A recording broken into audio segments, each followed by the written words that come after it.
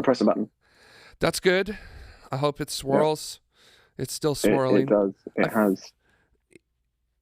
Is that as far as it goes? It's finished swirling. That is indeed as far as they go. Oh, no, those go out a little bit further. Well, I do want to say hello, everyone. Happy Friday to you. Happy Saturday to you. Happy whatever day it is to you.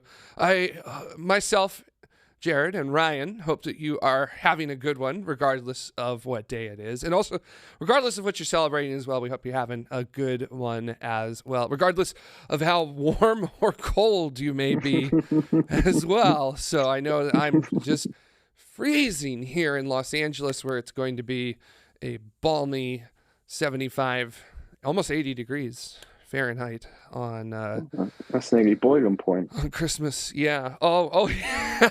Sorry, I went American there for a little bit. But hello everybody. We hope that you're having a very, very good evening with yourself there. And yeah, we're saying hi to everybody already in social. We got Robert. Hello, long one. Scott. Good day, Jared and Ryan. Assume Scott, you're from Australia. Had to think about it for a second. Hello from Jason. Good evening from Exploration with the Hopper right there. And Larry King saying very old here. I think, Larry, you might have meant to say very cold here. But also, if you know who Larry King is, you're not wrong. Very old here at the same time. Robert noting Merry Christmas and 31 degrees Celsius here. So it's a little toasty. Chris is asking, where's Ryan tonight? Ryan, are you allowed to disclose your location? I am on your side of the Atlantic this week. And what day will it be next week? Yeah, and next week. Wow. Well, Ryan, I got to say, welcome to the colonies. So thank you. Welcome Thank back. you. So and we welcome you with open arms and terrible beer. You're not going to throw any tea into the Atlantic this time. Yeah, well, I mean, we don't really do that. We don't really do tea here in the United States. We have this thing called soda, and we actually have it hooked directly into ourselves. As Arvale is pointing out, today is Festivus. So for Festivus for the rest of us, with those of you who may celebrate, be around the pole, the airing of the grievances and the feats of strength. Coming up very soon tonight. But we've got a lot of stuff to cover because there's a lot of things that have happened in spaceflight over the past week. If you were watching the show last week, you'll know that we had Tim Dodd, the Everyday Astronaut, on to talk about going to the moon. So how awesome is that? Because that's what Tim That's what Tim is up to these days. Tim's just like going to the moon. No big just deal. Casually. Yeah, as one does. So, I mean, whatever. It's kind of how it goes. With it. Oh my gosh, ladies and gentlemen, and friendbies and MBs, Vax is in the room. Vax Headroom in the chat room. Greetings, programs. 8 degrees Fahrenheit in Baltimore, Maryland. And he's not joined at the end of the show. Yes, great to have you here, magical. Vax. Everybody's loving my sweater. Jared, I love your sweater. Yes, I love your sweater. Y'all are welcome. It's my Represent Space Shuttle, the best space vehicle ever made. Oh my gosh, don't panic having to live up to your name there. It's minus 33 with the wind here. I can't even imagine. I can't even imagine what that's like. I don't want to imagine what that's like. Ryan, why don't we not imagine something and let's move on to something? Yep. What have we got to talk about this week? Well, should we lead with what I put in the thumbnail and title? Yeah. The sad passing of NASA's InSight lander on Mars. Sent its last message, which was put into into InSight's Twitter page. My power's really low, so this may be the last image I can send. Don't worry about me, though. My time here has been both productive and serene. If I can keep talking to my mission team, I will, but I'll be signing off here soon. Thanks for staying with me. Yeah, and it's always sad when a mission like that ends. But at the same time, these things aren't going to last forever, right? So unfortunately, that's just kind of the way it's gonna go with it. Yeah, so really, really bummed about it. But at the same time, we have had an incredible mission out of InSight with all of the work that it was going to be doing. So I guess to kind of, as our chat room is saying, RIP InSight. Can I get an F in the chat for InSight? With it there. JTTV is actually asking a very good question, which is InSight the shortest Mars mission of late? And I want to say that Phoenix, the Mars lander that went to, I believe it was the North Pole of Mars, if I'm remembering correctly. I can't remember. It only Definitely lasted. not going to Google it. Oh my gosh! It only lasted, I want to say like 6 months, maybe something like that. I don't know. So, but no. May 25th, 2008 until November 2nd, 2008. So okay. What's that? That's like 6 June, months. July, August, September, October. For 5 months, pretty much 5 and a bit months. Yeah. 5.5 months. Close enough. So, yeah. Oh, ow.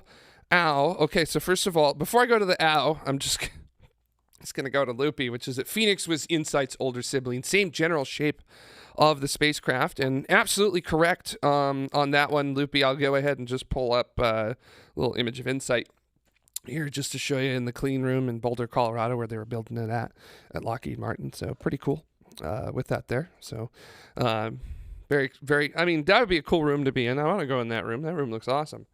So yeah, with that there. So now you can see how I do those. I just killed magic showing you that I use preview on this. Just so low tech, right?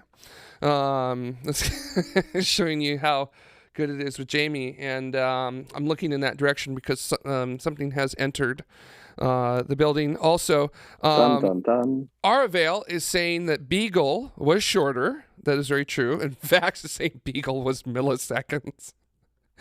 Oh no, that's so sad. The shortest Mars mission ever. So it was Beagle. So milliseconds. And who I'm saying that to was smiling at me very, very quickly because I don't know. I don't know when I'm going to introduce you, or am I? Okay, I'll give you a second. Okay, so we'll give. Why don't we run a poll between Jamie, Dutta, or someone else? Yes. And then we can see if the chat room gets it right. Yes. Yeah, let's get a poll started in the chat room as to who has just arrived. Is it Jamie? Is it Dutta? Or is it somebody else? So Jamie, Dutta, or somebody else, and we'll see who the people think. There we go. Poll should be live in a couple seconds. Vax is actually here. No, I'm just kidding. Well, I mean, Vax is here in the chat room, but, we love you. Santa? JTTV? Santa Claus? So who could it possibly be with us? But, yeah, I guess to talk a little bit about... let's see. Well, Vax says, I wish you could be here. Don't Panic VU is saying, no Dutta, no stream. That's very true. Jason is saying maybe Joe Barnard, possibly. Arvale, is it Tim Dodd? Scott the Grinch? Or is some little kids I used to know would say it, the Ginch?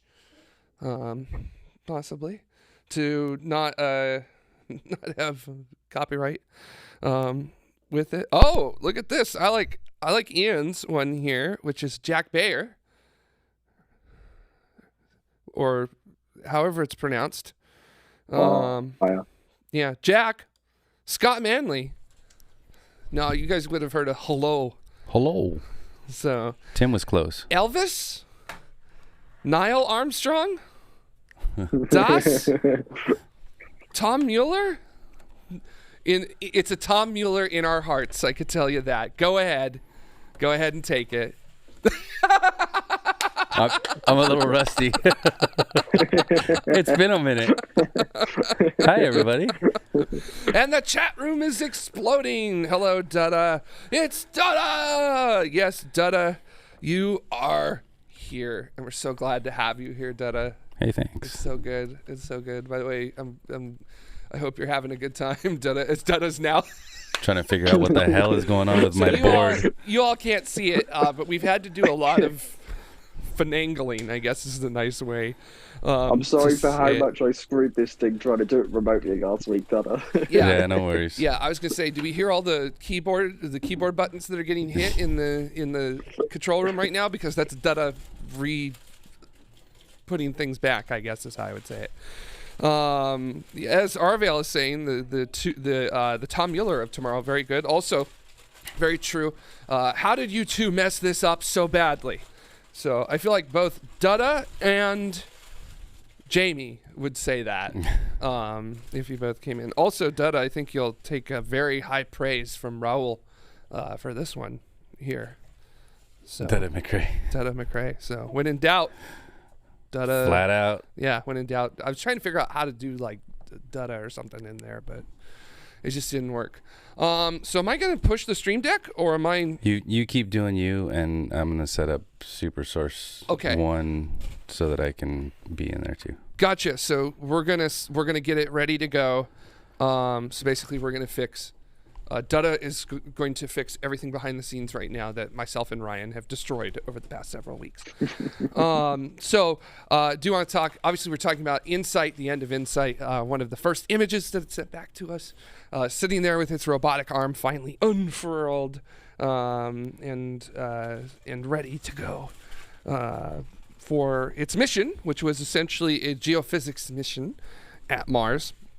This is the nice landing shot from Mars Reconnaissance Orbiter, so you could see the freshly disturbed Martian regolith around there. And I think that's actually the seismometer, that white dot.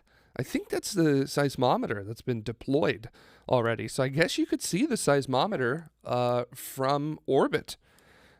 So, wow, I didn't even think about how well Mars Reconnaissance Orbiter takes those images. Wow. That's impressive. But this was, I just wanted to point this out because this was a very interesting thing that was explained to me just recently, which is that you'll notice that this is the landing ellipse for InSight. This is where it was going to land at.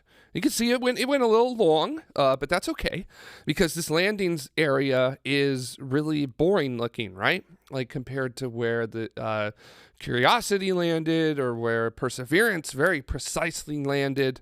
This probably looks extremely boring, and they actually wanted it to be very boring because that's how you're going to do all the geophysics work that they wanted to do with it. So if you want to have a really good detection with the seismograph and the heat flow probe, you want to have a very boring, basically a very flat area, a relatively flat area with that there. And they got where they needed to be, which was great.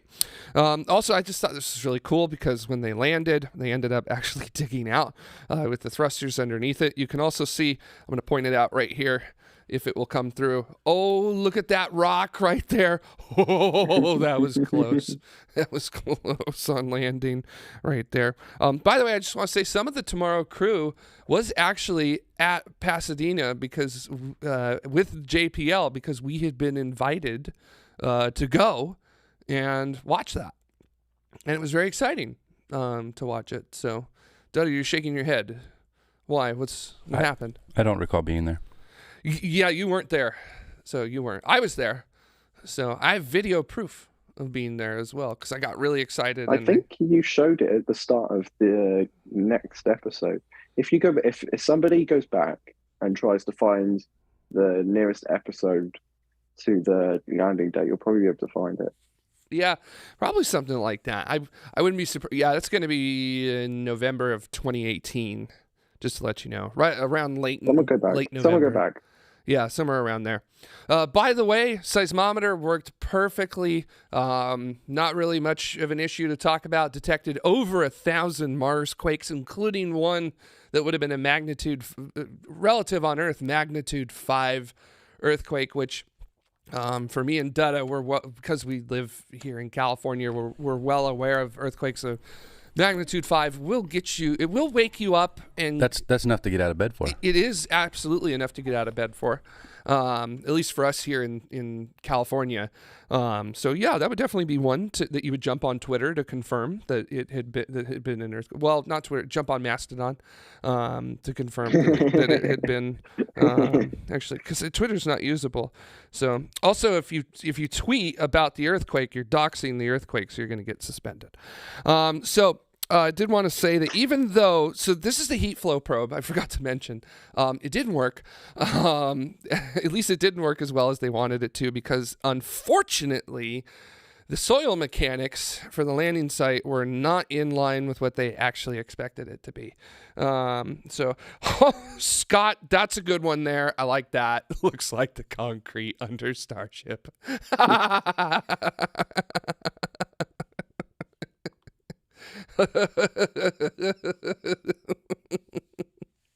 Yeah, that's good. I'm sure there's somebody. We just replace it every time. It'll be fine. Yeah, there's somebody in Brownsville just pulling, or somebody at Starbase pulling their hair out right now. Also, I like that one from Steven. Right there, earthquake coordinates. So yeah, latitude and longitude. Yeah, but unfortunately the heat flow probe didn't go deep enough, but it did tell us about the soil mechanics, which is good. We learned something from that. Yeah, didn't go in, but you win some, you lose some, unfortunately. With that there. One that we did win, though, that a lot of people don't talk about, is that there was a meteorological package on InSight here. Whoa, okay, there we go. And that worked perfectly fine. So with that, and yeah, it's Loopy. Dutta, are you in control now, or should I carry on? I'm still getting set up. Gotcha. As Loopy is saying, you can't just post coordinates like that on Twitter InSight. That's why InSight is done for, because it's posted. It doxed itself on Twitter. Yes, it did. Oh my God. You heard it here first, folks. So, twins. This is the name. That's the name of this experiment, which did temperature and wind measurements on Mars for the mission. And then here's the seismometer underneath. The seismometer is actually underneath that white dome that you see right there. That white dome is there to prevent Martian wind from interfering with the Dutta's shaking his head over there just now. Were you shaking your head? Oh no, I thought you were. The white dome's there to prevent it from I'm sorry. I'm laughing at something that happened in the studio here, and I'll explain it in the members only show. That's right. Go to youtube.com/TMRO/join if you would like to become a member and know what I'm laughing about in the after show. But that white dome is there to prevent Martian wind from interfering with the seismometer and keeping the noise away from it. So here is delightful InSight just after having landed. Oh yes, so excited about this and finally getting a chance to get all the work done. We go forward a couple bit. First we got to talk about this, which a lot of people did not realize, which is that InSight is solar powered. So there are 2 solar panels on either side. And there's a problem with Mars. I don't know if you guys know this. It's got a lot of this stuff called dust. And this was in 2020, the year of our pandemic, 2020, with some dust gathering on the solar panels there, just a bit. And then just about, I think it was 8 months ago in April of this year, this is what InSight looked like. So yeah, it wasn't coming along very well with our friend there. So we're starting to get a little concerned about what's going on, just to kind of show you the difference. Nice, clean solar panels, and then dirty solar panels, nice, clean ones, and then dirty ones. And finally, like you mentioned, just waiting for all the comments to come through of how we can fix InSight with window wipers and drones and some kind of spray or compressed air. Yeah, I was about to say, if people wanted to start sending in their ideas for what they could do to fix this problem, I will be happy to pull up them in the chat room, or pull them up in the chat room. Aravail. Yes. Aravail was a good one. Aravail's a very good one. Just send a second one. Yes. First rule of government spending. Why build one when you can have two at twice the price? It's sometimes 4 times the cost. Yeah. That too. With it. Actually, Kojiro Soma here has a really good one, which is question: if the dust on the solar panels were to disappear somehow, could it then recharge its batteries again and just turn power on automatically and get itself going? That would be great. If we could do that, that would be fantastic. That it's a possibility, but also like you have to get rid of all of this. You got to get rid of all of that, and that's caked on there. Also, got to remember Martian regolith because of the static charge at the surface, other things like that. It's very clingy. It's very good at sticking to surfaces. So it really loves photovoltaics like that and just clumps on there, as you can see. Like that's oh my gosh, I don't even want to think about that. Scott saying send a Dyson vacuum. So is that like a Dyson sphere? So yeah, maybe send up a Dyson vacuum. Bart saying, would the dust fall from the solar panels if they were turned upside down? I believe that a lot of it would, but not all of it would, because again of that static cling that you have, and probably not enough of it. And then also, fun thing that you would have to end up doing, you would have to design motors that would be able to turn your photovoltaics over. That's weight. Also, motors need power in order to operate. Also, you would need to design your photovoltaics to actually be able to swivel upside down. That means that they would have to be high enough, because I don't know if you noticed this, those are some big photovoltaics that we have right there. So you've got to make sure that they can actually be lifted up and then swiveled, so that way they don't scrape across the Martian surface. So Gary King has a very good comment here. We just need a 9.0 Mars quake. Just make them flappy. Yeah, so it can flap its wings. Oh yeah, that'll be easy. Yeah, that won't be tough at all, Dada. Yeah. So, yeah. Well, Martian ornithopter. Did you just watch Dune or something? No. Oh, okay. Gotcha. So, yeah. Jason got a good one here. Just land a starship nearby. That'll do it. So. Land anything nearby. Yeah, pretty much. Ground umbilical carrier plate, which is Tesla bot with a Swiffer. Possibly. Raul, dust devils. That'd be mighty nice. We know from the Mars exploration rovers that they often had cleaning events with that. Don't panic. They can be helpful. Yes, don't panic. Saying, as Dr. Zubrin said, send somebody with a broom out there. Also, it's just that easy. All you got to do is just. Robert here saying, just send Mark Watney out there to clean them, which is pretty good. And then, it's a journey to get there himself. Yeah, that's it. And then Stanley's actually got a really good point here, which is one that I really like to blow up, which is that how do you design a craft to be on Mars and not prepare for the contingency of dust? It's unacceptable. And I know that RTGs. Also, I just want to point out that InSight was only designed to operate for a single Martian year. So its warranty was 2 Earth years on the surface of Mars. We're 4 years later. We got a whole extra mission of operation out of InSight. It met all of its objectives. It did everything that it was supposed to do and more. What's the problem? Here's the thing about JPL craft. They always exceed their warranty if they survive landing. It's a fair point. It's a pretty fair point. So, yeah. And I do want to throw that out there to everybody because it's something that's being thrown around a lot, which is, those dumb engineers forgot to, do this, and this. And it's like, no, they didn't.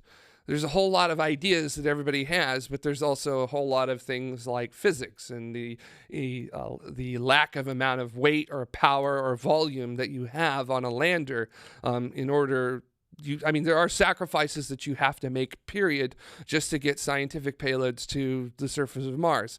You got to make them small. You got to make them so that they can work well. Like the heat flow probe that, there's definitely, you could have definitely beefed up some of the stuff in the heat flow probe, but you couldn't because there are weight limitations and volume limitations.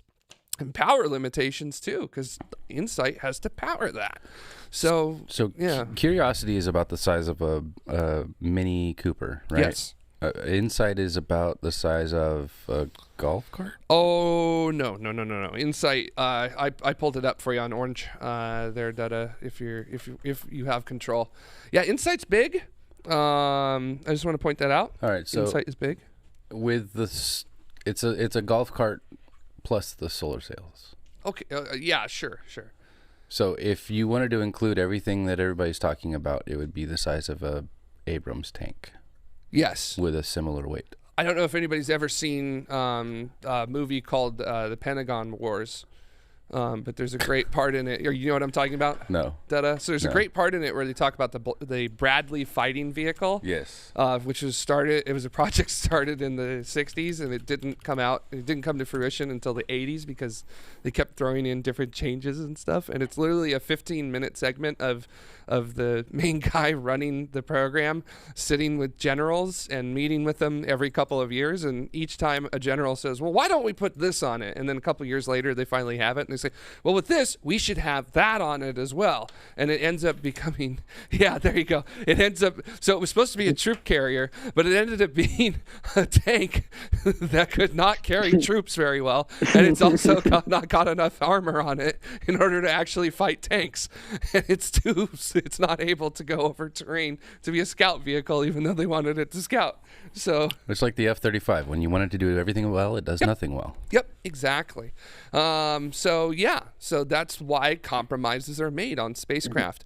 Also, I just want people to realize, if you want to pull up Orange again there, Teta, you'll notice that a vast majority, if not almost all of the scientific instrumentation on InSight there is being stored on the deck. And then it is placed upon the ground with that there. There is not a lot of body, if you will, to InSight there. So most of the interior volume of that is going to be taken up by your fuel tank that fires up your thrusters to land, so that you don't litho break on the surface of Mars. So if you're interested in what happens when you use litho braking on the surface of Mars, the European Space Agency has Schiaparelli, and you can definitely talk to them about how well that goes for something like that. So yeah, it's trade-offs. I mean, it really is. This is space. This is the essence of spacecraft design. I want to be able to do something, but if I put that extra kilogram onto my lander, that means that 2 science experiments are out, right? So then the idea is to maximize your science bang for your buck out of something. So in the interests of return on investment in terms of science, which is the whole point of InSight, it was not, all these solutions and other things that were that the internet demands were not a thing, simply because it just that's not how spacecraft design works. I wish it was. I wish we could just load as much weight as we want to on anything and as much mass as we need to. But that's just, As Scott is saying, this is rocket science, people. So yes, it is. It's literally rocket science. I also feel like, personally, the lengths of the telescope missions, like the projected length of James Webb and the length of Hubble, and then also the rovers like Curiosity, Spirit, Opportunity, they lasted much longer than 4 years. It just feels like, even though we know that InSight is a lander, it can't move, dust happens. It feels like our intuition for a mission like a Mars mission or a telescope's mission length it just feels like it should be longer. So that's why it's kind of sad to see InSight go so early. Well, 2 years after it was meant to conk out, but it still feels early, if you know what I mean. Yeah, and I mean, it is relatively early in terms of Mars missions, right? Because we had Spirit, which lasted, 6 years on the surface of Mars, and then we had Opportunity, which lasted 14 years on the surface of Mars. And Spirit and Opportunity were only supposed to, their warranty, if you will, was only 90 days, 3 months. And also, Dutta, you brought up the warranty is basically like a design limitation, if you will. But I also want to point out that it's also a science limitation as well, which is that the science team expects to be able to accomplish all of their objectives in that time period as well. So it's not just an engineering limitation, it's also the science limitation on it as well. Anything you get after that is bonus. And that's just kind of how it goes. Interestingly, in addition to the vehicle lasting longer, you also have to staff the researchers longer. Yep. So, JPL budgets for 3 months for a Spirit or Opportunity, and there's people that were employed for their entire half of their careers. Yeah, I mean, one I can think of is the Voyager spacecraft, right? Yeah. I mean, those really were supposed to maybe last to the, beyond Neptune and, a couple billion miles.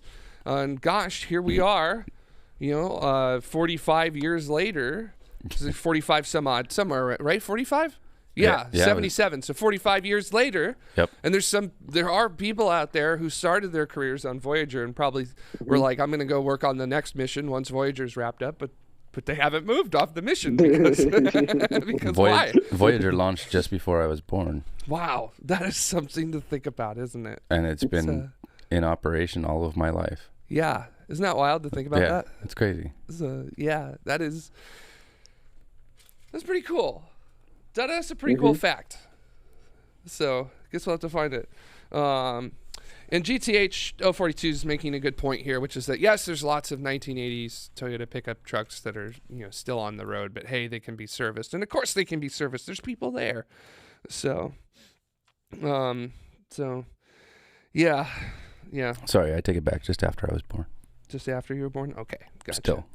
And Stanley Alexander kind of asking, are there any nuclear-powered options for our robot friends on Mars in future missions? And actually, the radioisotope thermoelectric generators, or RTGs, there are very few of them, simply because we have not been making plutonium in the United States for quite a while. Only recently did we restart plutonium production, specifically for RTG use in science missions like that. So I think every RTG except for one of them is actually accounted for on a mission. And if we get some time a little bit later today, I will talk about one of those, which is going to be going much further than Mars is. So yeah, maybe we'll have to figure that out with it, something like that. With it, GTH 042 is saying, imagine the promotion difficulties on the Voyager team. It's a pretty good one. I like that. So, very, very cool. Yeah, and it's Smokey says, of course, as we say here at TMRO, never bet against JPL. They can do that for sure. So. Pretty cool. I do want to talk about one more thing that InSight did bring to us, because it wasn't just changing how we thought about Mars's interior, because we thought Mars was a relatively geologically dead planet. Turns out the data that we got from InSight during its regular mission, and as I will now forever mention, its extended mission as well. That was such a petty way of putting it. During InSight's full mission, we now know that Mars actually does have it is not solid on its inside like we might have expected, or even partial. It's still cooking in there, if you will. I don't think if I recall correctly, it's not enough to actually cause active geology at the surface, like volcanoes or something. But I could be wrong on that. If I am wrong, someone in the chat room will absolutely correct me on that in just a second.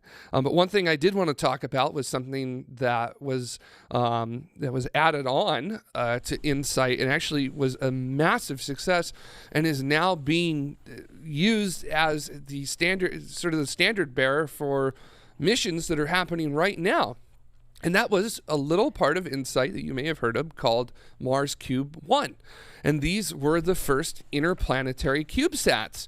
And there were 2 of them that were sent. Wally and Eva were their names with that. And they were basically there to relay the radio signals from InSight back to Earth as sort of one of the primary ways for us to be able to communicate with InSight. Because ever since Mars Polar Lander back in 1999 didn't land correctly, whatever it did, litho braked or burned up in the atmosphere, or just parachute got caught or something like that. One of the things that JPL has set is that there must always be telemetry happening on entry, except for the areas where you can't, like when you're in your radio blackout, because you're re-entering Mars, you're entering Mars's atmosphere. Therefore, you've got plasma all around you, which is really hard to get RF through, which actually in physics it's called impossible in some ways. But this was essentially a means by which to lower the weight on InSight and allow more weight to be dedicated to payload by having InSight not need to have its own like massive X-band system on board. And I know it's a massive X-band system, but we're talking like massive in terms of interplanetary missions and scientific missions like that. So Mars Cube 1, absolutely fantastic work. Just to give you an idea of how big they were, it was a 6-unit CubeSat, and 1 unit CubeSat 10 centimeters cubed, so 10 by 10 by 10 centimeters. So pretty good size for those CubeSats. And I just like this flight hardware, taking a look at it there. No, you may not touch the flight hardware. And then it did have cameras on board, which, as you could see here, this is Wally, Marco B, looking back at the Earth and the moon right there. It's got a little view of the high gain antenna and the antenna feed, simply because, it's a big fisheye lens, or little itty bitty lens with something wide field of view on there. And then, of course, it went past Mars, and it worked perfectly, both of them. And what's the amazing thing about both of them is that they also continued to talk with them for several weeks after going past Mars. So they just kept talking with them, seeing how they were doing, taking telemetry from them, readings from them, and everything, and basically used it to validate, I would say beyond validate, the idea of interplanetary CubeSats. And now we have that, right? Like, we've had several CubeSats used in interplanetary environments, and that's awesome. Like DART had its CubeSat from the Italian Space Agency that deployed and imaged the spacecraft impacting into Didymoon. Since I refuse to call it what they renamed it to, because it sucks. So yeah. Dimorphos. Yeah, and it's just like, wow, that's amazing. Capstone, that's out there. Yep. In addition to that, there's several others that are coming out. Wait a second, on Artemis 1, there were a ton of CubeSats that they deployed with that, right? Yep, there were loads of CubeSats, and even the lunar flashlight, which wasn't ready in time for Artemis 1, that was plopped onto the Korean Pathfinder lunar orbiter mission as well, plopped onto a Falcon 9. So even though it didn't make Artemis 1, it still got its ride to space on a SpaceX Falcon 9, which is nice. It's awesome to see so many smaller organizations get the chance to go on these big missions, like to the moon and to Mars and stuff, because in days gone by this was restricted to such big budgets because the opportunity just wasn't there for smaller satellites to hitch a ride alongside the big main class missions. Yeah, that's absolutely fascinating. That's all I got, by the way, in terms of images for InSight with that there. So yeah, just what a mission, right? And not just not just. Oh, it was a Hakuto R, not the Korean mission. So many moon missions happening this year. I'm getting confused.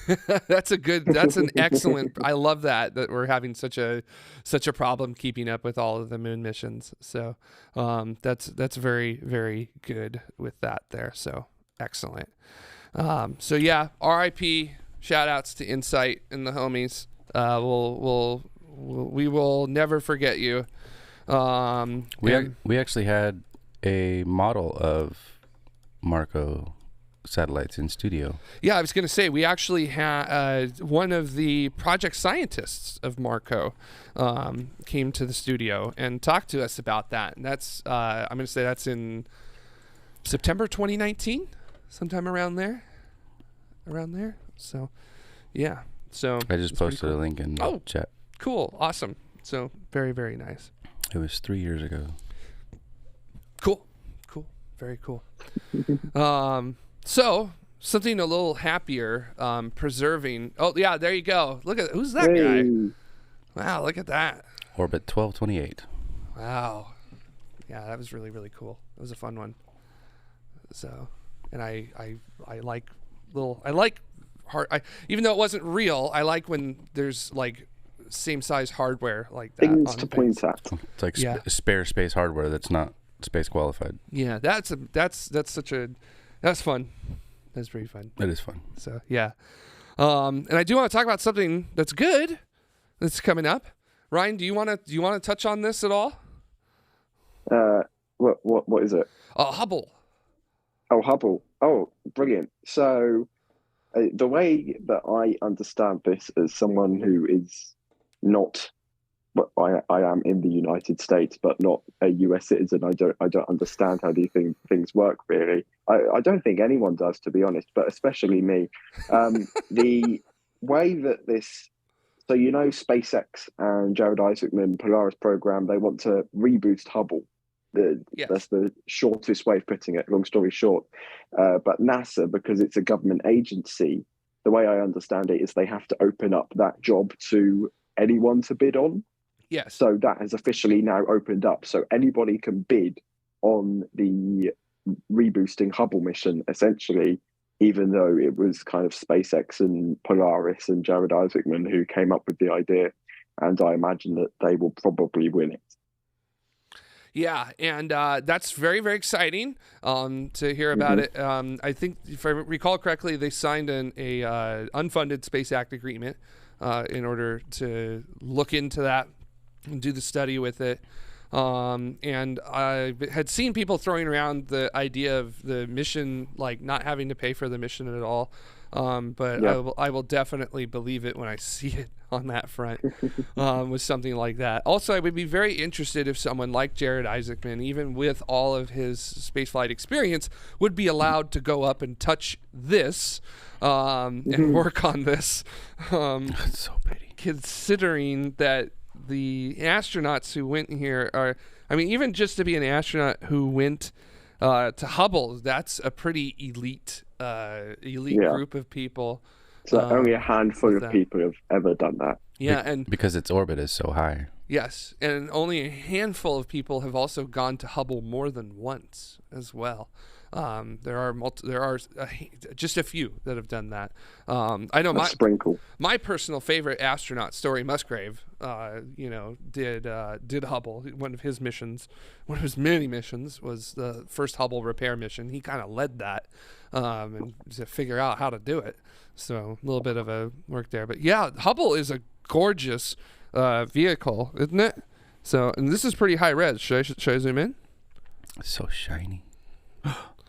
Oh, look at it. It's so big. Nice. I like the mounts for transport in the shuttle bay still attached to the outside. Down here? No, on the side. That little thing with the peg sticking out. Go down, down, down, down, down. Gold. Down. Oh, right there it is. Yeah. Right there. Very cool. There's 4 of those. 4? That's what held it in the payload bay on the shuttle. Is that another one right there? No, it would be on the other side. Ah, okay. Is there another one right there? Yep. Oh, up at the top. In case they needed to, huh? Well, no, it's a cylinder. Hubble is the size of the payload bay in shuttle. Yeah, because it's based off of something we shan't speak about. Right. But Hubble is the biggest thing that you could take up and shuttle. Yeah. I just, I guess it's a good way to say it is that it is the size of a bus. It is one shuttle cargo bay unit. Yes, big. It is one KH9 big. So, or KH11. You didn't hear that from me. So, I mean, we know it is. So, right? CIA has entered the chat. All right, you're on my list. It is. We know that there are we know that there are SpaceSats based on Hubble, and that there's design similarities and other stuff like that. Because in 2012, the NRO rung up NASA and was like, "Hey, do you want some telescopes?" And NASA was like, Is water wet? Yeah, is water wet? How high do you want me to jump? And they went for it, and then NASA.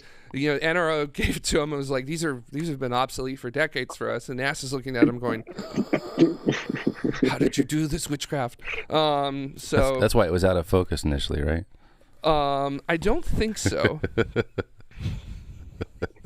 I mean, I know why, but I mean, it's funny to think about it, right? Look in the wrong direction.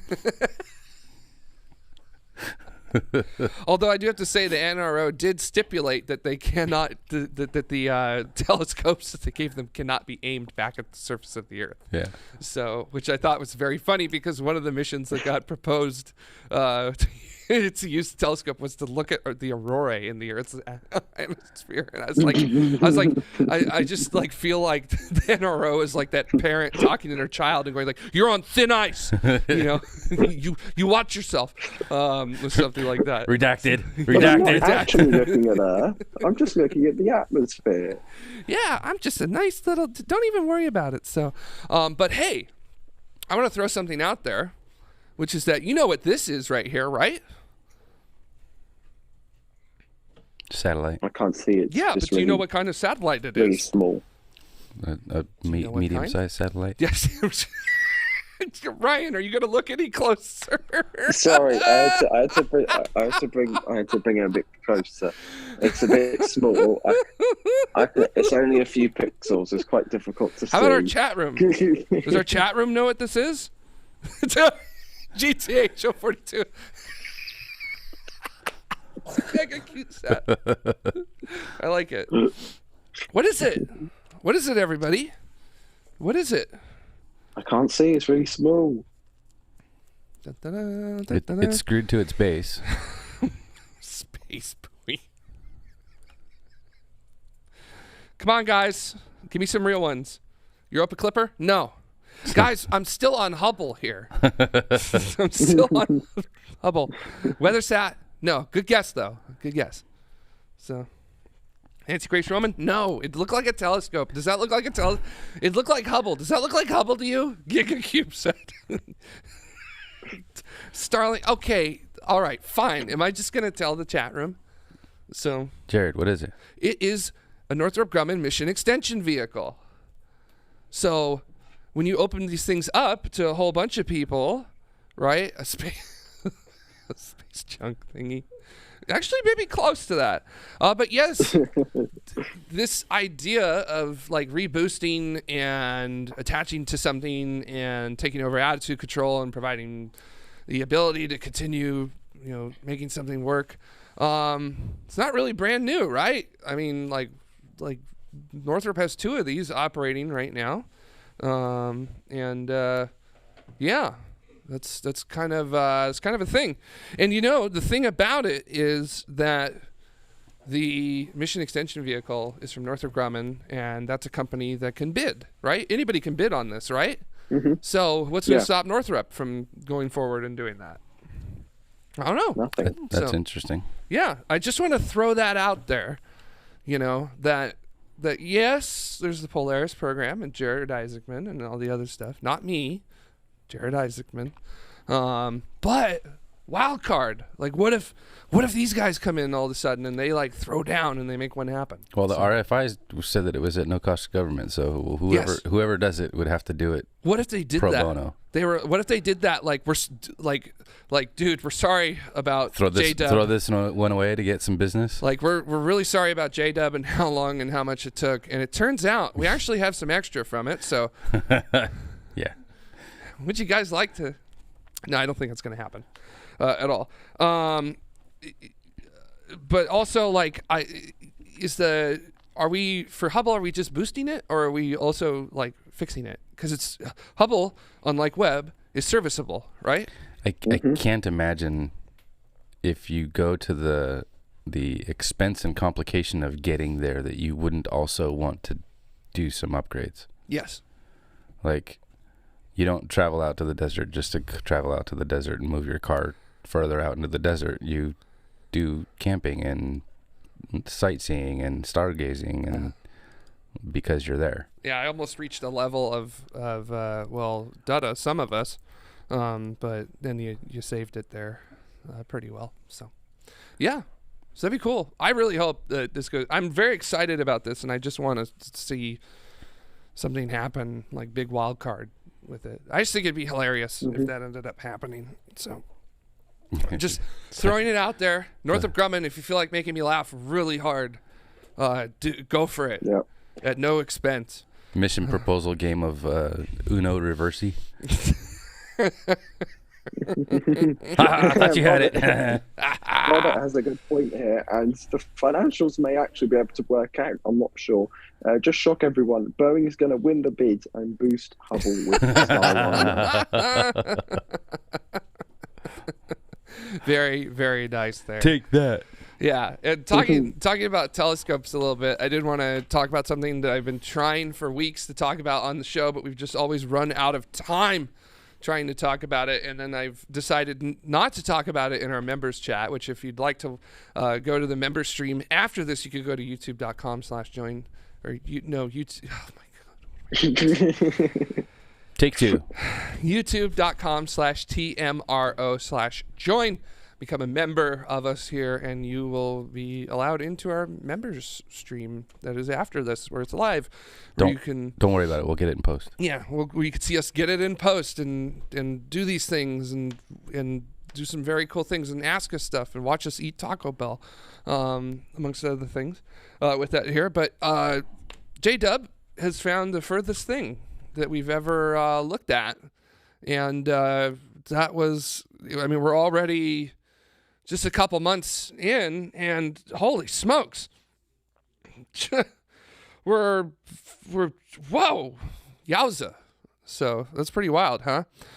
So the object, which has a great name, JADES-GS-Z13-0, is that red dot that you see right there, in case you didn't notice, with it right there. That just looks like a dodgy pixel. Are you sure that it's actually a thing? Yes. Are you sure? Yes. Has the JPL team double checked? Not JPL, APL. I believe APL, I believe this would Goddard. be the Space Telescope Science Institute that would be doing that. That's the one. That's what I meant. So, yeah. I got JWST and JPL mixed up in my head. It's okay. I'm sorry. It's okay. JPL did help on some things. The things that were good with that. So Raul has actually a really good point here, which is that was it spectroscopically measured? So what do you mean? That means we broke up the light into the rainbow, or in this case, we broke up the light into the various infrared wavelengths and looked at where it was and how shifted over into the red it was. And guess what, Raul? Yes, it is. Spectroscopically measured and verified, baby. A red shift of 13.2, which means that this little red dot is a galaxy that formed 325 million years after the Big Bang. That's a long time ago. That is... And it's far, far away. It is indeed. Is that where Star Wars happened? Possibly. We cannot rule it out. We can neither confirm nor deny. Get George on the phone. That should be easy to do. So yeah. Yeah. Anyways, yeah, 13.4 billion light years away. This is in some of the first studies that it's doing. We've already smashed Hubble's record. So yeah, I cannot wait to see what they can do with Webb. Just to let you know, Z is the notation that we use to express redshift in. There are some astronomers that are thinking that we can like really push this like really, really far. So yeah, I'm hoping that we can, because that's amazing. Like that's 13.4 billion light years away. Those may be a part of the population of some of the first stars that have ever formed in the universe, which is wild to think about. So, like, holy smokes, those are the OGs of the universe. So, right? Like, I'm blown away by that. It's wild. So, what's another thing that I have? Do we have time for the 2 wild cards I have? So as I show off, kill the magic for a second time during the show. Don't worry, Dada. I already killed the magic we have 4 once. minutes until the top of the hour. So go. Okay, wild card, baby. Let me open it up. Boom. Boom. One of my favorite missions that doesn't get any recognition, but I think is Spitzer? Super important. It is not Spitzer. It is going to use technology based on Spitzer. It is NEO Surveyor, NEO being Near Earth Object Surveyor. This is going to be a infrared space telescope that will be put in the Earth-Sun L1 point.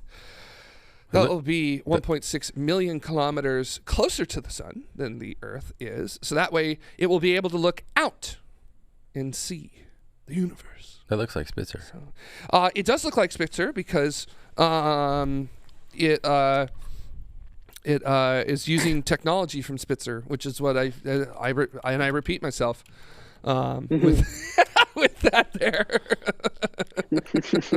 Just saying, it looks like Spitzer.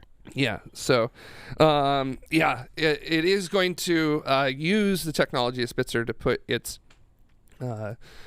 sensors down to 30 Kelvin and keep them there for 12 years. So, that's like a lot. In case you want to know, super cool. Here's Spitzer. Very nice. Here's NeoCam, or not NeoCam. It was originally a mission called NeoCam, which has been proposed since 2006, but it finally got funded. Blake Von Hayden. I'm gonna call it not Spitzer. Or you could do this. Spitzer? I like this one. Not Spitzer. Okay. Or Spitzer's evil twin. Seen one infrared telescope, you seen them all. So, oh my gosh, you guys are being so mean to these telescopes tonight, I swear. Galactic doorstop. So thanks, GTA 042. Thanks for that one. We appreciate it. Anyways, it's going to hunt for and characterize the orbits of most of the potentially hazardous asteroids out in our solar system. These are things that cross the Earth's orbit and have the potential to hit us. And we're talking about things all the way down to 150 meters across, which that's the kind of stuff that we just don't really have the technology to find at the moment. Very easily, at least. That sounds like important work. Yes. Just a little bit. In case you wanted to know, looking for asteroids is really, really tough because you're trying to find something that is the size of a football field, both American or rest of the world. And it's about 10 to 20 times darker than asphalt, and you're trying to look at it from hundreds of millions of miles away. So, yeah, not easy. But in infrared, you could do it because you could look for the heat. So that's basically how you do it with that there. Black Eagle is asking a really cool question, which is, what is your opinion on Planet 9? And I'm just going to say it to the camera right here, which is that my opinion on Planet 9 is something that I'll talk about in the tomorrow member stream. And if you'd like to join, come on to youtube.com/TMRO/join. And you can find out. And I'm being serious about that. One final thing before we go. I'm sorry, Dada. I wanted to talk about this because it's so cool. The propellers that are going to be, are they propellers, right? Is that the correct? Yeah, they're spinny, nifty things. Okay, so, the propellers. Propellers or rotors, depending on their use. Rotors sounds much better. The rotors for NASA's upcoming Dragonfly mission have been tested in a amazing wind tunnel at NASA Langley that NASA uses. So if you don't know what Dragonfly is, it's a mission to send a car-sized nuclear-powered 8-rotor drone to Titan, which is Saturn's moon. And it's so amazing. I cannot wait. I absolutely cannot wait for this mission. The problem is this is going to be the late 2030s when this finally happens. But it's going to be amazing, and it's going to be worth it. Much like tomorrow, Dragonfly, it's worth it. And to wrap up our show, for the folks who aren't going to stick around for the member stream, I want to thank all of our members of tomorrow. These folks have helped make this happen. Yes. First of all, we do have our system support members, right? So that's simply just 99 cents a month. That's all it takes in order to help support us here at Tomorrow. You get to go in, watch, and you get to hear what I think about Planet 9 and other stuff like that, I guess. Maybe I'll do a video about that at some point. There's like 20 different videos I'm going to do for this channel at some point. And but all of our members, it is so helpful. We are so thankful for all of you and the work that and the help that you do to provide us, that allows us to work and make tomorrow what it is today. I guess that was, that I really tried very hard to string words together, and that was quite difficult. But I'm very glad to do it. And of course, thank you to NeuroStream, our Tomorrow Model 33 Plaid Pro Plus member. We salute you, and we are going to figure out some other cool things that we can do for you someday with that. So consider becoming a member by going to youtube.com/TMRO/join, as I say it for the 80th time in this show. I will be here next week. Ryan, what about you? Yeah, why not? All right. Dutta, what about you? I can't talk about that. Okay, sounds good. Old Maston pulling it there. And then Jamie, what about... wait a second. Yeah. Anyways, so... thank you all for watching tomorrow. We're going to go ahead and head over to our member stream. Have a good one. Have a happy Friday or Saturday, wherever you're at. Have a great holiday, whatever you celebrate. Enjoy yourselves. Have a good one. See you next week. I press the button now. I press the button.